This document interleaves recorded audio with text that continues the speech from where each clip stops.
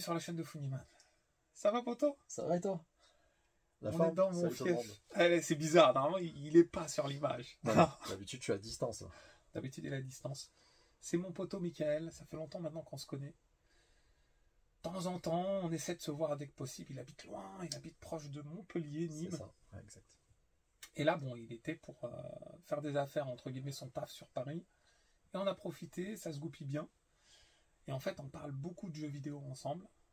On parle de jeux vidéo, on parle de collection. Aujourd'hui, on va parler de collection. C'est ça, c'est ça. Par les collections, tu nous as présenté, toi, ta vision de la collection. Ouais, c'est ça. Et c'était l'occasion aussi de partager la vision de la collection aussi par rapport à tout ce qui était réagi dans les commentaires aussi, et puis apporter peut-être aussi une autre vision, peut-être un peu complémentaire ou différente. Tout à fait, tout à fait. L'idée, c'est ça, c'est la collection jeux vidéo. C'est quoi pour toi, Michael? Parce qu'en fait, c'est quelque chose de propre à chacun, ça je le conçois parfaitement, mais c'est quand même aussi le but d'une collection de jeux vidéo, le but du jeu vidéo, c'est la passion, le partage. Donc, ça peut être propre à chacun, mais on peut tout de même échanger, partager cette opinion, et même peut-être, on va dire, pas s'influencer, mais se conseiller. Ouais. Quand je veux faire des achats rétro, souvent ça a un prix, donc j'aimerais bien consulter un peu mon entourage pour savoir ce qu'ils en pensent. Il y a la nostalgie qui rentre en considération, etc. Donc chacun va avoir sa vision. Et aujourd'hui, celle qui m'intéresse, c'est la collection de jeux vidéo, c'est quoi pour Michael. Et vous allez voir, si je fais cette vidéo, c'est pas pour rien. On a un petit peu débattu avant. Pas trop, parce que je voulais que ça se passe. Je voulais garder la surprise. Ah, je voulais garder la surprise. Mais en gros, vous allez voir que c'est quand même, on va dire, quelque chose de spécifique. Oui, oui, après je pense qu'effectivement il y a des points communs avec tout le monde, mais il y a un aspect de la collection effectivement pour laquelle j'ai pas réagi dans les commentaires, mais c'est vrai qu'en parlant, c'est vrai que c'est une vision un peu différente. Voilà, un peu différente, mais qui va vous intéresser, parce que on va être très très très loin, on va être à des antipodes de la spéculation. Ah oui, clairement. Et je pense que ça va vous interpeller, ça va vous faire même peut-être plaisir. Il a beaucoup de choses à évoquer. Il faut savoir que c'est une personne très modeste, ce Michael, mais il a une collection extrêmement bien garnie, qui me plaît, très éclectique. On va pas rentrer dans le pièce par pièce, mais on va parler globalement. Alors déjà, la première chose, t'as quel âge, Michael? J'ai 37. 37 ans. Donc à peu près l'épopée, on va dire, SNES, Mega Drive, 16 bits. C'est ça, exact. T'es un petit peu genou pour les 8 bits, mais bien pour les 16 bits. Ouais, j'ai commencé effectivement. Alors moi j'ai commencé, alors, le but c'est pas de faire mon parcours Non, bien sûr. de gamer, mais c'est vrai que bon, j'ai connu un peu tout. J'ai commencé par le micro-ordinateur avec le CPC 6128. Donc je suis parti là-dedans, et puis j'ai connu la 8 bits. C'était ma première console. Et après 16 bits, ouais, j'ai bien connu l'âge d'or de la 16 bits, mais à l'échelle d'enfant. À l'échelle de l'enfant. Alors, ça fait combien de temps que tu collectionnes de manière significative? On va dire depuis donc 2011, quand j'ai eu mon premier taf, sachant qu'avant, en fait, moi je suis quelqu'un qui a toujours gardé ses pièces. D'accord. Donc, mis à part quelques jeux que ma maman a donné à mon cousin, j'ai tout gardé en fait. J'ai tout gardé dans l'état que c'était à l'époque. Voilà. Ça veut dire que chez toi, tu as tes consoles qui t'ont appartenu à l'époque. C'est ça. La nostalgie, elle est au sommet. Ouais, exactement. Donc 2011, à peu près 13 ans. Ouais. En 13 ans, il se passe beaucoup de choses. Ouais. J'imagine que ta collection a muté, évolué. Ton état d'esprit de collectionneur peut-être aussi. Est-ce que tu peux nous dire justement, la collection jeux vidéo, c'est quoi pour Michael aujourd'hui? Et c'était quoi au moment de la collection? Ouais. Alors, la collection, c'est quoi pour moi? Alors, encore une fois, je vais faire les mêmes peut-être disclaimers que tu as fait aussi. C'est là-dedans, il n'y a pas de jugement ou de vous présenter. Est-ce que ma manière de collectionner est meilleure que celle des abonnés ou des personnes qui vont voir cette vidéo? Pas du tout. Je pense que la collection, et comme on l'a déjà répété, comme tu l'as déjà répété, c'est propre à chacun. Tout à fait. Chacun y trouve en fait quelque chose qui est intéressant pour lui. Il y en a, c'est pur la nostalgie. Il y en a d'autres, c'est aussi, voilà, potentiellement aussi, on en a parlé, de la spéculation. Enfin, c'est plein de choses, en fait. Après, est-ce que c'est bon ou c'est mauvais? Ça, c'est clair qu'il y a certains aspects qui sont pas forcément super cool, hein, sur tous les aspects. Mais c'est vrai que pour moi, l'aspect collection, premièrement, et je pense que on y est tous passés par là, premièrement, ça a été la nostalgie. C'est ce qui m'a fait, en fait, revenir sur des anciens jeux. sur ce que j'avais connu à l'époque, ou sur ce que j'avais pas connu à l'époque, parce que c'est vrai qu'une fois que sur la SNES, une fois qu'on a fait du Mario World, Mario Kart, etc. et tout, moi je l'ai connu quand j'étais vraiment petit, j'avais 7-8 ans, quand j'ai connu la SNES, donc c'est vrai que je suis resté sur des titres pour lesquels je jouais quand j'avais 7-8 ans en fait, donc du Mario, etc. et tout. Donc c'est là où j'ai commencé à m'intéresser à d'autres jeux un peu plus, on va dire, obscurs, quand on balaye tout ce qui est grand public. Donc la Super Famicom par exemple m'a beaucoup attiré. Donc avec des jeux Undercover Cops, Final Fight, voilà, tous ces titres-là en fait que je n'avais pas connus à l'époque et pour lesquels ça m'a énormément plu, sachant que j'ai quand même deux styles de prédilection, on va dire. Le beat'em up. Ouais. Donc ça c'est vraiment les jeux que j'aime beaucoup, que je collectionne. Et là maintenant en fait aussi, on parle d'évolution. Maintenant les shmup, j'étais trop nul quand j'étais petit. Je suis toujours nul, mais c'est un style de jeu en fait qui m'accapare maintenant de plus en plus. Donc principalement jeu d'arcade. Ouais, c'est ça. Donc voilà, c'est comme ça que j'ai commencé à me réintéresser, on va dire, un peu plus poussé sur la collection. Et il y a aussi, du coup, ma saga fétiche, en fait, qui m'a remis dans la collection, c'est la saga Final Fantasy. Final Fantasy, en fait, j'ai toujours été un grand fan de Final Fantasy VII. En fait, ça a été une découverte sublime à cette époque-là. Je pensais pas qu'un jeu vidéo pouvait me transmettre autant d'émotions. En fait. Ouais. Au-delà du jeu, en fait, c'est vraiment l'émotion que ça m'a produit. C'est comme les gens qui iraient regarder un film et qui se diraient wow, ce que j'ai vu en fait ça m'a touché, et en fait Final Fantasy VII c'est ce que ça m'a procuré en fait. Donc c'est totalement pour le coup subjectif, hein, parce que certains vont dire ah mais le 7, le 8 est meilleur, le 6 est meilleur, etc. Et tout. Là c'est vraiment un sentiment, et du coup en fait ça m'a vraiment plongé, découvrir les anciens Final Fantasy, donc du coup de 1 jusqu'à 6, tout ce qui s'était passé. Donc après du coup Square ils ont bien joué sur la nostalgie, hein, parce qu'ils ont beaucoup agrémenté de jeux Final Fantasy, hein. Donc ça m'a pris pas mal de temps. J'imagine. Ouais. Et ensuite, du coup, c'est voilà, en plus ma passion pour le JRPG, ça c'est vraiment quelque chose qui est ancré. Donc voilà. Donc JRPG, MMO, Tactical. Voilà. On a des goûts communs, vous le savez bien. Là, ouais, c'est la logique. C'est ça, c'est exactement ça. Alors on va rentrer dans le vif du sujet. En 2011, tu as repris la collection, tu as acheté. Ouais. Est-ce que tu as acheté en mode, on va dire la différence entre le bon chasseur et le mauvais chasseur, mais est-ce que tu as acheté en mode j'achète et je me pose pas de questions, ouais. Ça me plaît, je prends, il y a tellement de choses que j'ai pas à ce moment-là. Ou est-ce que dès le début, tu étais déjà en mode faut que je fasse gaffe, il faut que je sois raisonnable, il faut que je sélectionne ça pour telle raison? Au début, j'ai commencé, je me suis éparpillé. Clairement, ça a été ça. Ça c'était le début de la collection.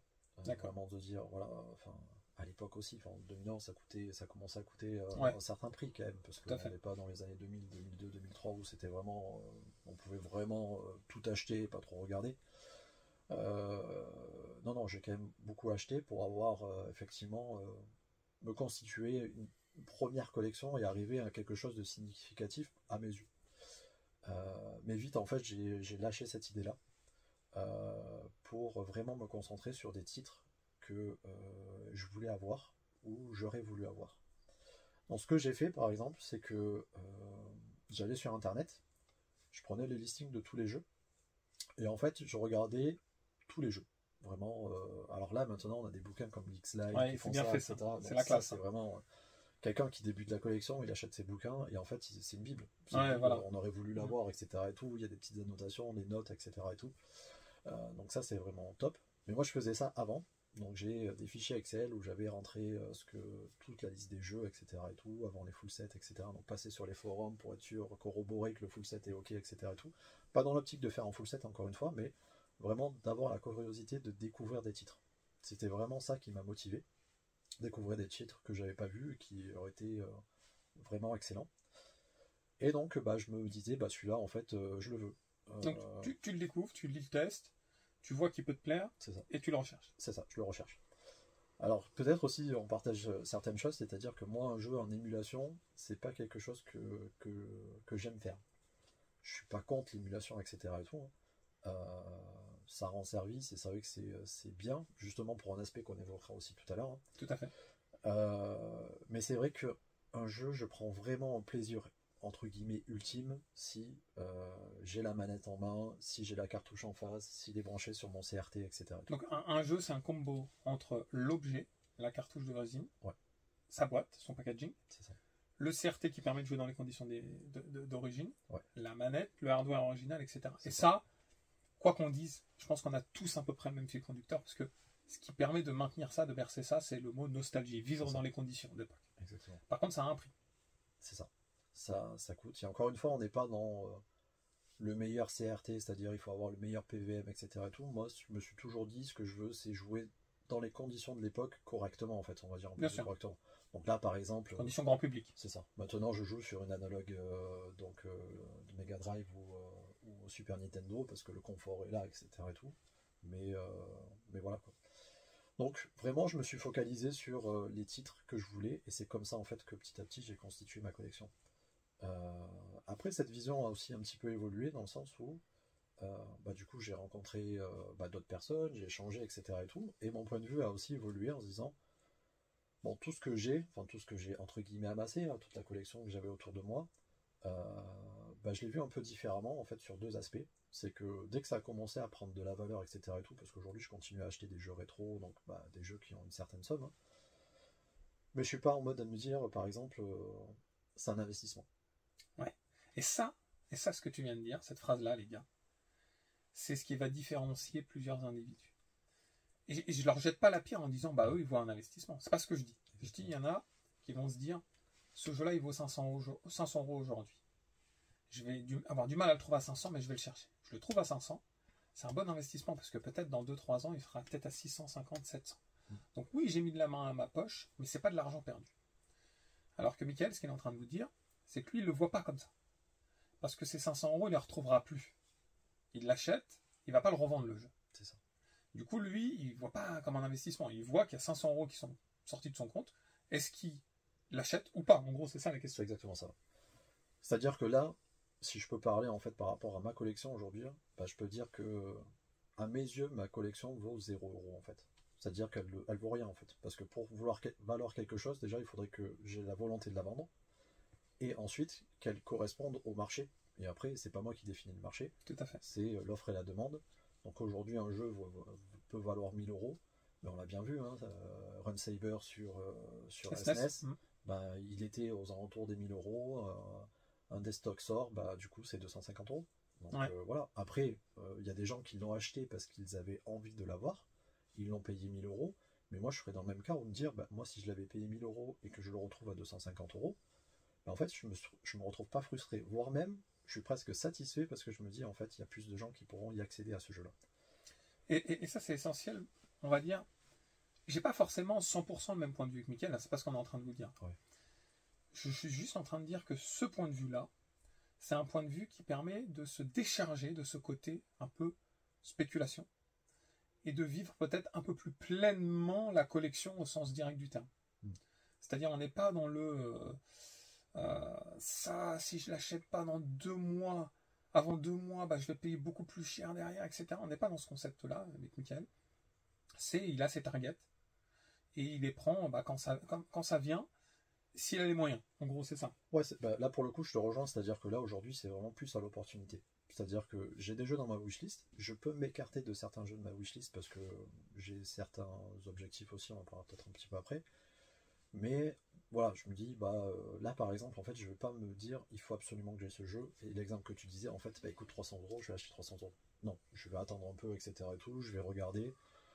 Je vais même faire des priorités par rapport à ma wishlist. Je vais faire aussi regarder sa cote de rareté. Et en fonction d'eux, ça va aussi me motiver par rapport à dire est-ce que je dois l'acheter là rapidement ou est-ce que je peux attendre, et dans ce cas-là, je verrai un peu plus tard. Voilà, quand on parle de cote de rareté, ça veut dire est-ce qu'il va galérer à le trouver beaucoup plus tard, en fait, s'il est patient. C'est ça.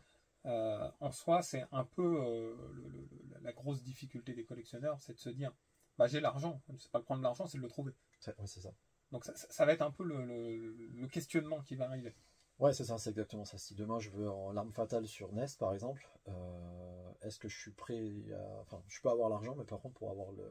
Enfin, pour le trouver, ça va être plus compliqué quoi. Tout à fait. Demain, si vous voulez un Metal Slug 1, bah, vous pouvez avoir l'argent, mais je suis pas sûr que même en ayant l'argent, c'est facile à trouver quoi. Bah oui, c'est ça. Alors maintenant, on va parler d'un point quand même qui est assez essentiel, qui fait sujet à mes quasiment 2 dernières vidéos, on va dire. Enfin, au moment où on tourne cette vidéo, peut-être, ça sera peut-être pas le cas. Intitulé qualité ou quantité. Donc, ce sont 2 points que je veux vraiment évoquer aujourd'hui avec vous et avec Michael, parce que vous allez voir que sur ce point-là, on n'a pas une divergence d'opinion, mais on va dire une divergence de conceptualisation, de ce qu'on met en pratique en tout cas. Moi, aujourd'hui, depuis déjà un bon laps de temps, j'essaie de me focaliser sur les jeux entre guillemets de qualité. Ça veut dire, c'est très subjectif, hein, parce qu'un jeu qui me plaît à moi, bon, Undercover Cops, il nous plaît à tous les deux. C'est ça. Mais on peut imaginer un beat'em up pour lequel je lui dis il est sympa, et lui il me dit, bon, franchement, je l'ai trouvé moyen. Donc ça, c'est assez subjectif. Mais globalement, les bons jeux restent des bons jeux pour tout le monde. Donc s'il y a la condition bon jeu, la condition packaging qui me plaît, voilà, je suis prêt à mettre la main à la poche pour acheter un jeu. Mais par contre, je laisse de côté une quinzaine de jeux à côté, qui m'intéressent beaucoup moins. Donc je suis dans le concept qualité plutôt que quantité. Michael, tu me dis si je me trompe, toi tu as une vision différente de la collection. Ouais.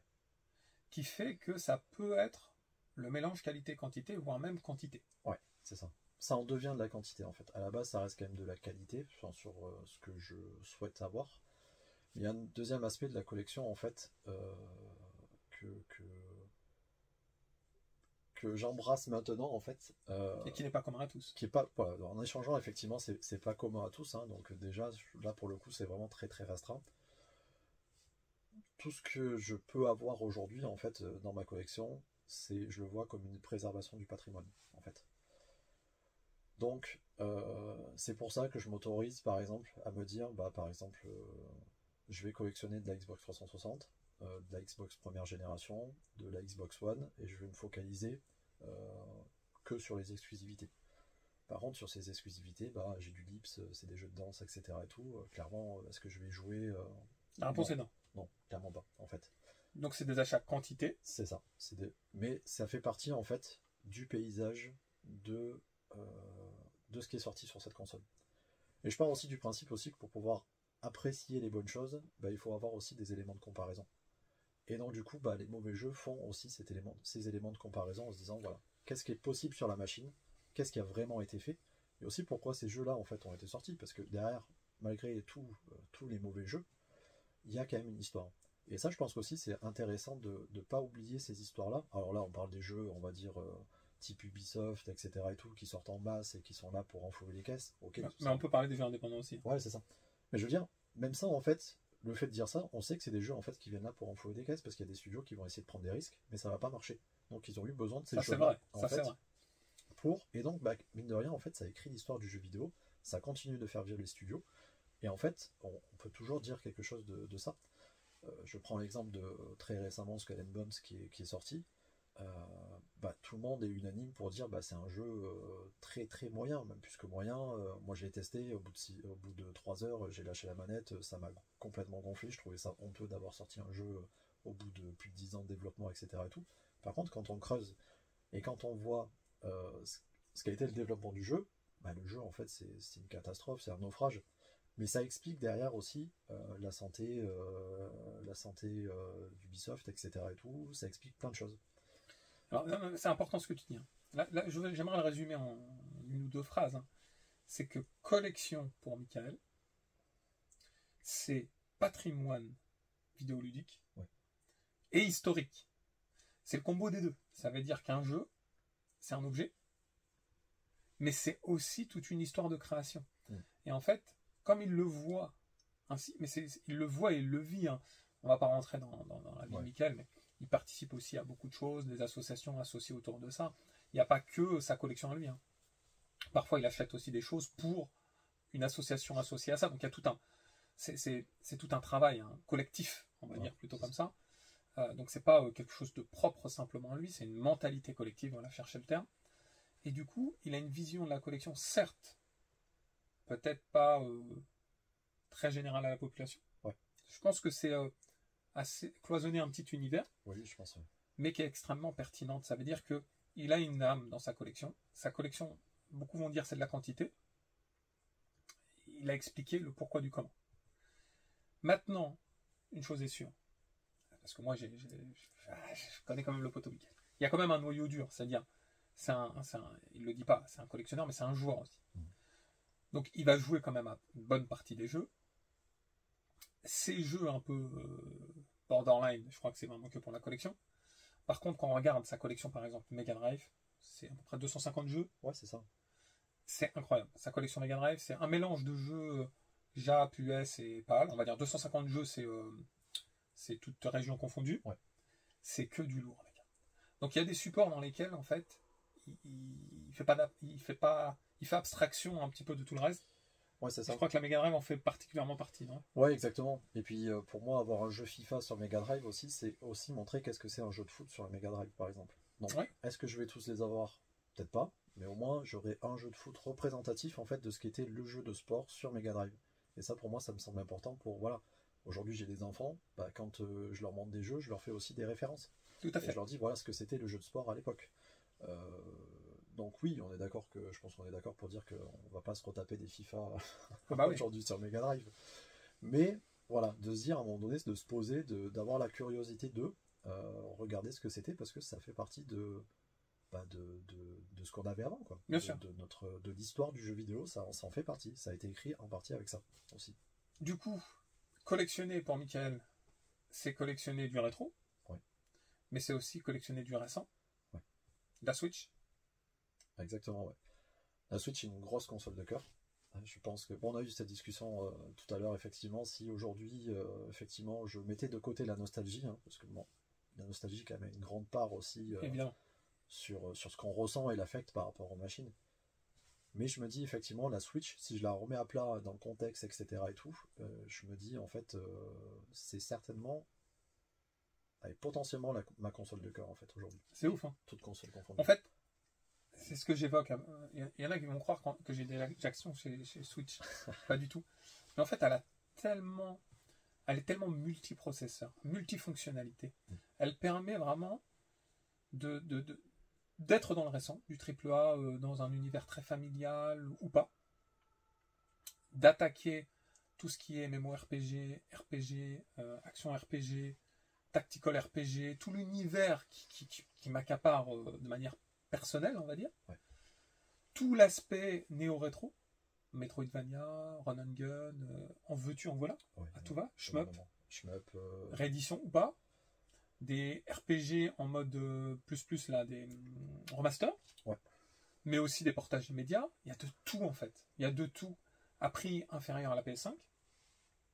À prix quand on achète Day One correct. Donc Oui. quand on loupe le coche, c'est autre chose. Mais quand on achète Day One correct. Donc en gros, ma question elle est simple, Mickaël. On va parler de chiffres. Si tu l'as en tête. T'achètes du rétro, t'achètes de la Switch. À quelle proportion à peu près? La Switch c'est par vague, je pense. C'est qu'à un moment donné, j'ai ma liste de jeux Switch. Et comme il en sort énormément, hein, je pense qu'on peut pas se le nier. En fait, c'est un flux continu. En fait, ça sort tout le temps. Donc ça va dépendre, mais je pense que aujourd'hui, je dois être à 2 jeux récents ou 3 jeux récents pour un jeu rétro. Quelque chose comme ça. 3 jeux récents pour un jeu rétro. Donc ça veut dire quand même, c'est... allez, on va dire 75% de Switch. Ouais. Okay. C'est énorme, les gars. Ouais. Bon, moi, je vous avais dit 90% pour moi récemment, mais c'est par vague. Effectivement, il suffit que j'achète 3 jeux rétro, ça va remettre un peu la tendance. Mais ouais, c'est... Combien de jeux Switch dans ta possession? Je crois que je ne dois pas être loin des 400. Non. 400. Vous imaginez un peu 400, sachant que là, il vient d'arriver, il a posé ces jeux-là parce qu'il joue dans le train, etc. C'est un gros joueur. Il le dit pas, c'est un gros joueur Switch. Parce qu'en fait, on va jouer au rétro quand il est venu, quand il vient chez moi, je me souviens d'une partie de Neo Geo, on y joue, quoi. Mega Drive, SNES. Mais ça va être ponctuel, en fait. C'est ça. C'est le caractère nostalgique, familial, partage. Mais la Switch, c'est ce qu'on joue en permanence, en fait. C'est exactement ça. Moi, aujourd'hui, j'ai pas de PS5, j'ai pas de Xbox non plus. Ça a été un choix aussi parce que PS5 aujourd'hui, on peut dire ce qu'on veut. Et je suis désolé s'il y a des gens qui aiment la PS5, mais c'est vrai qu'aujourd'hui, pourtant, Ah, tu peux le dire, il n'y a pas de jeu. Il n'y a pas de jeu. Il n'y a pas de jeu. Voilà, c'est ça. Et pourtant, c'est vraiment une console, j'aurais été capable, justement, vraiment, c'est une console, le jour où elle a été annoncée, je l'ai mis dans le panier. Et j'ai dit, en fait, est-ce que je vais vraiment y jouer? Bah, c'est une bête de guerre, mais il n'y a rien. Ouais, c'est ça. Et en fait, je dis, bah, je la prendrai un peu plus tard, quand les jeux sortiront. Et aujourd'hui, mis à part FF7 Rebirth, clairement, parce que là, je me suis fait violence,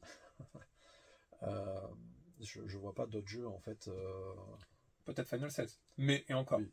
On en discutera. Alors, il y en a quelques-uns, tu vois, il y a God of War, Tout à fait. Horizon, donc il y en a pas mal. Non, il y en a pas mal, mais... Une bonne quinzaine, tu vois, qui serait intéressant. Mais bon, aujourd'hui, ça justifie pas, pour moi, ça justifie pas encore l'achat d'une console à 500, 550 En fait, la PS4, oui, elle a marqué son temps. Une ludothèque incroyable, ouais. Il y a des AAA de luxe, il y a des jeux indépendants de malade mental, il y a de tout. La PS4. Mais la PS5, malheureusement, Sony, ils se sont un peu... Alors, ça sera l'objet d'une autre vidéo, on va pas rentrer dans ce thème-là. Ouais, en tout cas, Switch, ça, je l'ai bien compris. Et je peux que partager cette opinion. Ouais. J'avais encore une question, Michael. Est-ce que tu peux nous donner quelques exemples de, allez, on va dire 4-5 de tes derniers achats, en mélangeant peut-être des achats qui vont être... je ne sais pas si le mot pertinent il est adéquat, mais un achat réfléchi, un objet que tu voulais, un jeu qui te tient à cœur, etc. D'un achat aussi quantité, qu'on n'aurait jamais acheté dans d'autres conditions en dehors de la préservation du patrimoine. Ouais. Sur Switch, qu'est-ce que j'ai acheté aussi? Donc là, dernièrement, j'ai pris Gunvein. Gunvein, c'est un shmup de NG Dev Team. Ouais. Un peu ce qu'on fait Rasion. Moi, je l'ai loupé. Voilà, donc je l'ai loupé, donc du coup, j'ai dû mettre la main à la poche. Ah là, d'accord. Auprès d'un revendeur. C'est ça, ouais, auprès d'un revendeur. Donc ça, on peut dire, c'est l'aspect malheureux d'aujourd'hui de la collection. Ça, c'est sûr. Donc qu'est-ce que j'ai pris? J'ai pris Eiyuden Chronicles que j'avais pas acheté à l'époque, donc je l'ai acheté, il faudrait que je le fasse. Après c'est le temps de le faire aussi, hein, parce que ce genre d'RPG. Je suis très RPG, JRPG, donc ça prend énormément de temps. Donc ça c'est le style de jeu que j'ai acheté. J'ai acheté la dernière Switch avec le dernier Zelda. Switch Lite, ouais, Switch Lite, exactement. Donc voilà. Et ensuite, des achats rétro, qu'est-ce que j'ai acheté? Bah, du coup, oui, bon, alors là, ça dépasse un petit peu, mais j'ai acheté le Little Samson, donc on peut pas dire que c'est un mauvais jeu pour le coup, là. On peut pas dire que c'est un mauvais jeu, par contre, c'est un gros achat collection. C'est un gros achat. Voilà. En complet? En complet, oui. Donc là, c'est vrai que c'est compliqué. Enfin, c'est quand même un gros achat, donc là c'est pour ça quand je dis 1 pour 3, bah, pour le prix de 3-4 jeux Switch, bon on est peut-être un peu plus. On est un peu plus que 3-4, hein. Avec la console tu peux la rajouter. Une dizaine de jeux Switch, on est sur un achat oui, effectivement de Little Samson, donc voilà, c'est un peu plus réfléchi, sinon bah, voilà, après j'ai pris un peu moins réfléchi mais qui faisait partie de la préservation, j'ai pris Barbie sur NES par exemple. Je savais qu'il allait parler de celui-là en fait, c'est pour ça que je posais la question. Tu la perche là-dessus. J'ai tendu la perche.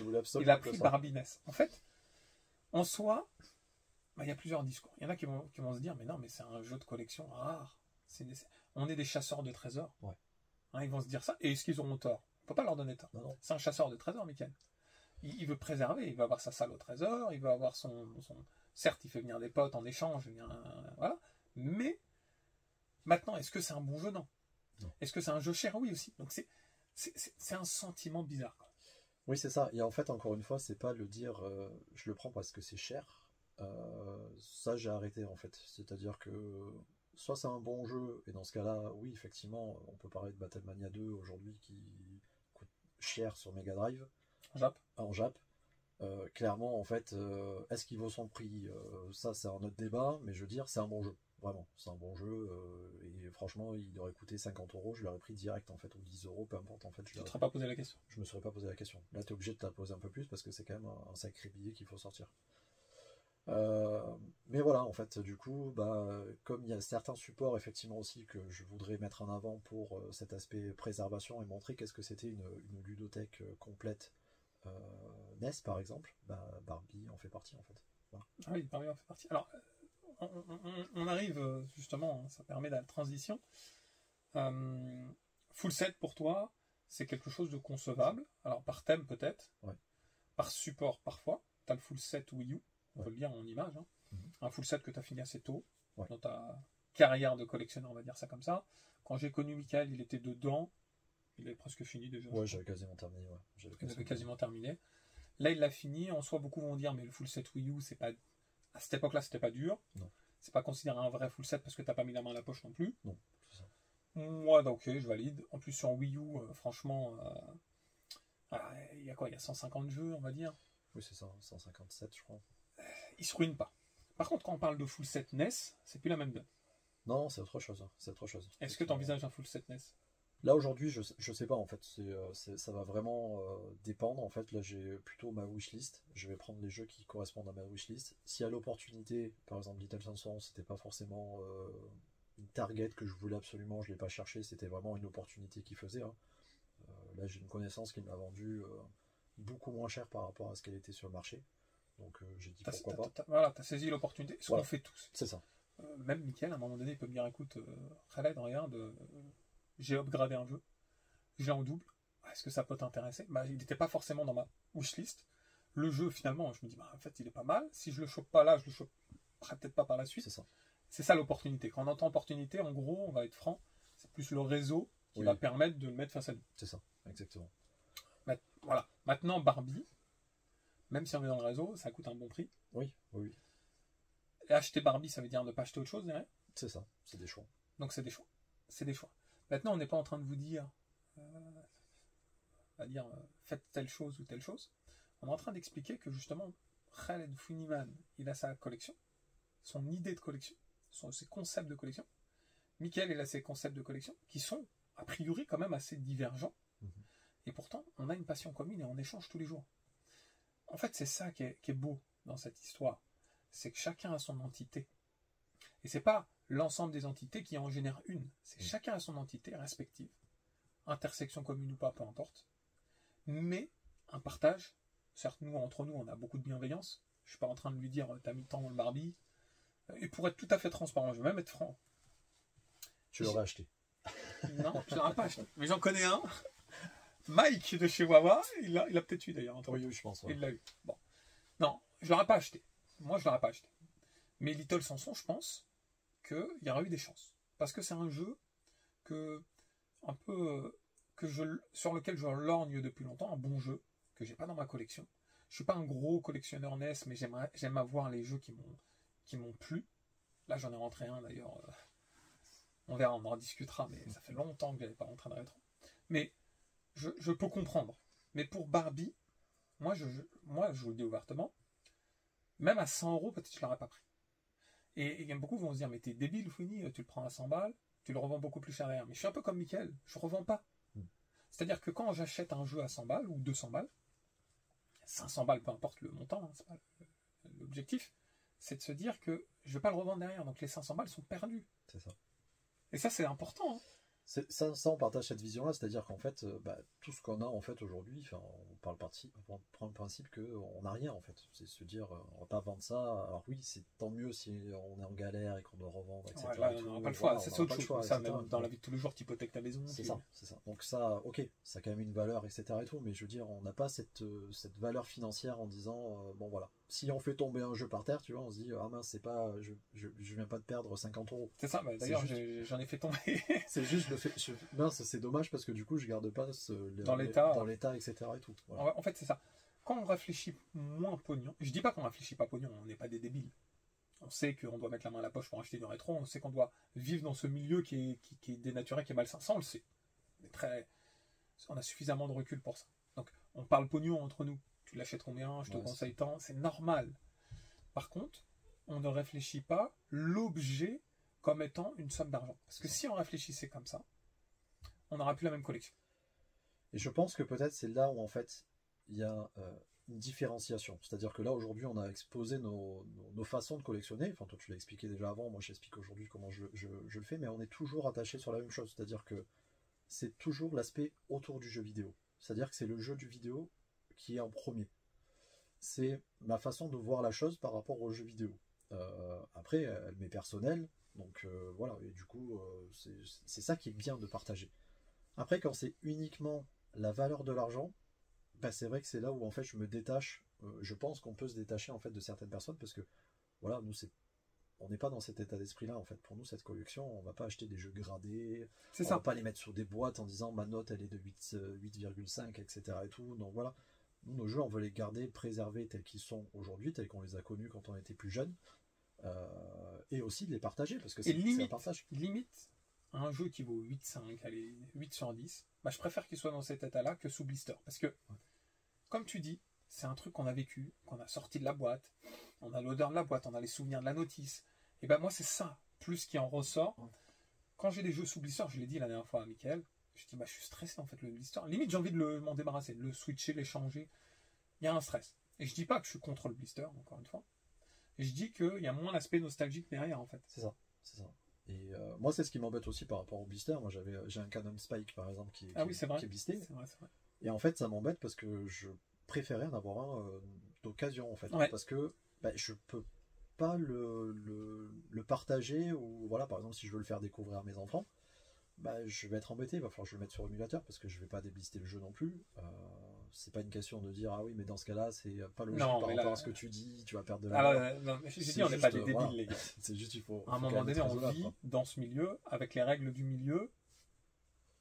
Malheureusement, on s'adapte à ces règles. C'est ça. Mais par contre, si je donne un exemple, par contre, pour le coup, c'est que si quelqu'un vient me proposer un Canon Spike en disant bah, ton blister il m'intéresse, est-ce que tu peux l'échanger au même prix, sans rajouter de sa poche, etc. et tout, je lui dis oui, par exemple. Oui, voilà, c'est ça. Pourtant, contre un objet qui peut t'intéresser. Oui, voilà, même contre notre Canon Spike qui est pas utilisé, bah, je lui dis oui direct en fait. Pourtant, on est d'accord que la valeur, si on prend le marché, oui, voilà, etc., tu perdrais, etc. Voilà. Mais quand tu es dans ton milieu entre potes, mais oui, ça on le fait tous. Ça. On le fait tous.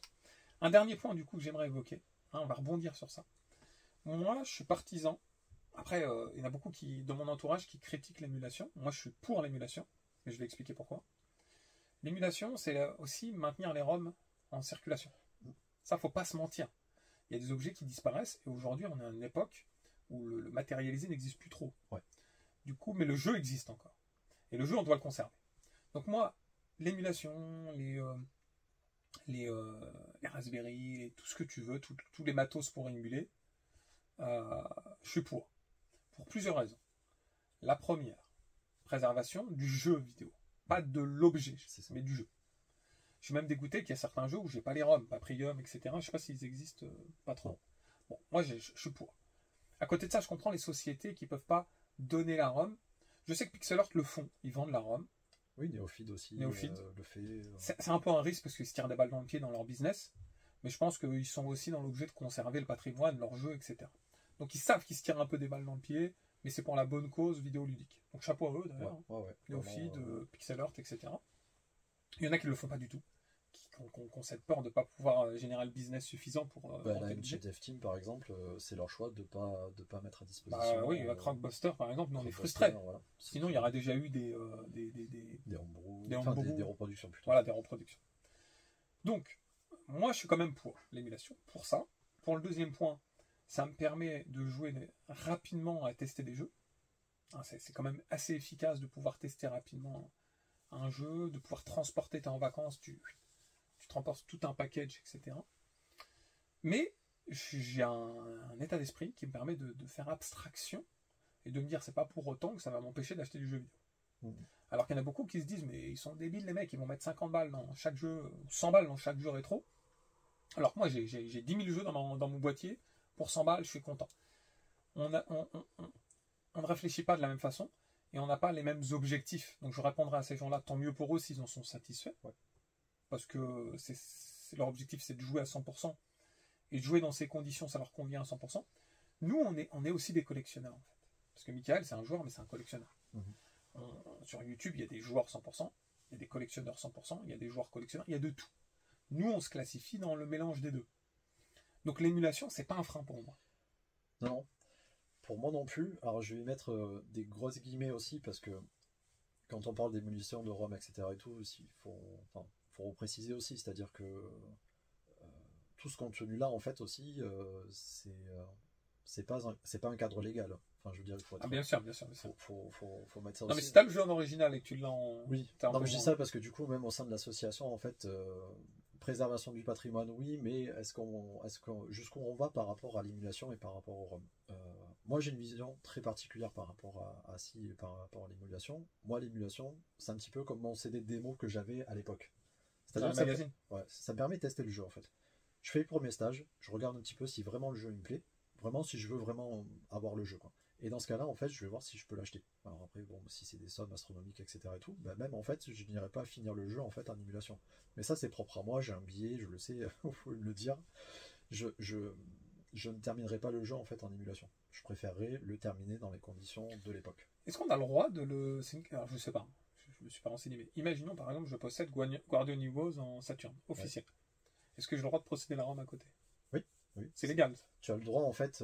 Alors, faudrait s'il y a des gens qui s'y connaissent un peu mieux. Ouais. En fait, la possession de ROM, en fait, elle est autorisée. En fait, c'est pas vraiment la possession de ROM, c'est tu as le droit de faire un backup de ton propre jeu. Donc sauvegarder en fait la ROM de ton propre jeu. À partir du moment que tu le possèdes. Bah, du coup, vu que c'est ton propre jeu, du coup, tu peux le faire. C'est d'ailleurs aussi ce qui fait tous les débats actuellement aussi sur tous les jeux en fait dématérialisés que vous achetez aujourd'hui. Qui nous appartiennent pas. C'est pas voilà, c'est ça. Et en fait, ils disent la même chose en fait. Les jeux physiques, techniquement, ils t'appartiennent pas, ils appartiennent à l'éditeur. Mais bon, l'éditeur va pas venir chez toi pour te réclamer la boîte, etc. et tout. Ouais, il laisse couler tout ça. C'est ça, c'est exactement. Clair. Ok. Donc ça amène plein de choses. Mais voilà, c'est vrai que moi aussi c'est pareil. Pour moi, il faut aussi regarder le côté positif de l'émulation. C'est que l'émulation aujourd'hui, ça permet dans des salons à ce qu'il y a des enfants de 5 ans, 6 ans, 10 ans, 12 ans en fait qui n'ont jamais connu la SNES, qui n'ont jamais connu la NES, etc. et tout. C'est un bon moyen pour accéder au jeu. Parce que si on était vraiment vraiment, je veux dire, des intégristes en disant ouais non, l'émulation c'est niette, etc. et tout, il faut proscrire, etc. Mais comment on y accède? Comment on transmet aussi? Des jeux à 1000 balles, 1500 balles, 10 000 balles. Ça, non mais c'est clair. Comment on partage ça? Et du coup, l'émulation, allez. Mais après, c'est encore une fois, c'est toute une question de responsabilité et des dérives qu'on va faire aussi. Hein. C'est-à-dire que quand il y a des gens qui font des business pour vendre des petites boîtes à 150 € avec 10 000 jeux, etc. et tout, bah oui, là, effectivement, c'est plus que discutable. C'est pas correct de faire ça, quoi. Après, ça va dans les deux sens, parce qu'il y en a qui vont dire ouais, mais dans ce cas-là, ceux qui prennent les ROM et qui créent des packaging pour les jeux et qui nous les vendent 50 balles, 60 balles, est-ce que c'est aussi correct indirectement?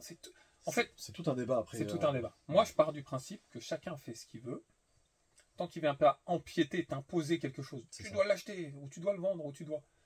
C'est à vous d'être libre arbitre et de se dire est-ce que je veux acheter du LRG? Est-ce que je veux acheter du Strictly? Est-ce que je veux acheter un boîtier émulateur?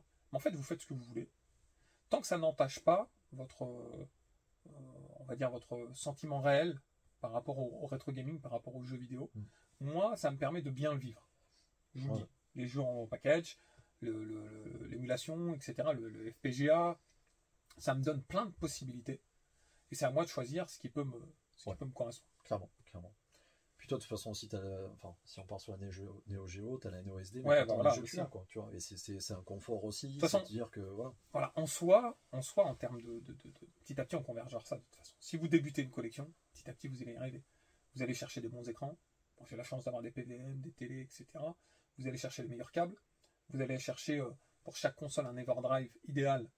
Avec vous allez chercher les jeux originaux, les sticks, les meilleurs sticks. Et à un moment donné, vous convergez. On veut toujours plus de toute façon. C'est ça. Mais à un moment donné, il faut savoir se dire, on a des très bonnes conditions. Voilà, on profite, on kiffe simplement. C'est ça. C'est ça l'objet. Aujourd'hui, on est dans un momentum. En fait, aujourd'hui, on est au prime, je pense, de ce qui est possible pour les gamers, en fait. C'est ça. Que ça soit rétro, aujourd'hui, actuel, etc. et tout. On a la chance, vraiment, de tout avoir. On a du bon matos, avec ce que Analog fait, par exemple. Hein. Je veux dire, c'est ouf. On a des gens qui sont hyper compétents maintenant sur certains aspects. Hein. On prend FF6Man, par exemple, aujourd'hui, qui est capable de restaurer nos machines, nos vieilles bécanes, etc. et tout sur la SNES. On a du néo-rétro, où en fait, ça y est, on a atteint, un certain capacité de production et d'industrialisation qui fait qu'aujourd'hui, on n'a plus des pixels qui se battent, on n'est plus au Pong, on est vraiment dans une vraie, dans un vrai florilège et une vraie production comme on l'avait connu à l'époque. Et en fait, à côté, on a des jeux next-gen. On a tout. En fait, c'est ça. C'est le moment. Ceux qui disent bah mince, j'aurais préféré naître dans les années 80, en réalité, c'est un peu comme une fonction de répartition, excusez-moi. Il y a une continuité à partir d'un début. C'est-à-dire, on part du début et on a la suite. Donc, ceux qui naissent aujourd'hui, ils ont le passé, mais ils ont aussi le présent. Nous, à l'époque, on n'avait que le passé.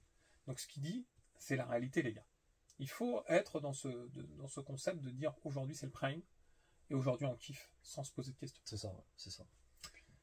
Bon, Mika, je pense qu'on a fait le tour. Ouais, on a bien échangé là-dessus. Ouais. Moi, j'espère que vous avez apprécié. Il y a beaucoup de choses que vous pouvez commenter. Évidemment, on est là pour débattre. Je trouvais que sa vision de la collection, elle était assez particulière, assez spécifique et du coup très intéressante, très enrichissante en tout cas pour nous. J'espère que vous avez passé un bon moment en notre compagnie. N'oubliez pas, tac, tac, tac, tac, tac, tac, tac, tac, le petit pouce qui fait plaisir. Hein, il est où là? Le pouce, il doit être par là, je pense, par là, un truc comme ça. Ouais. Il suffit de cliquer dessus rapidement. Tu vas cliquer, toi?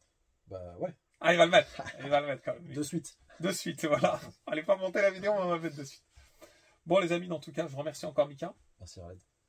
Et puis, je vous retrouve prochainement pour de nouvelles aventures. Dans tous les cas, les gamers, je vous dis à très vite. Ciao, ciao. Salut.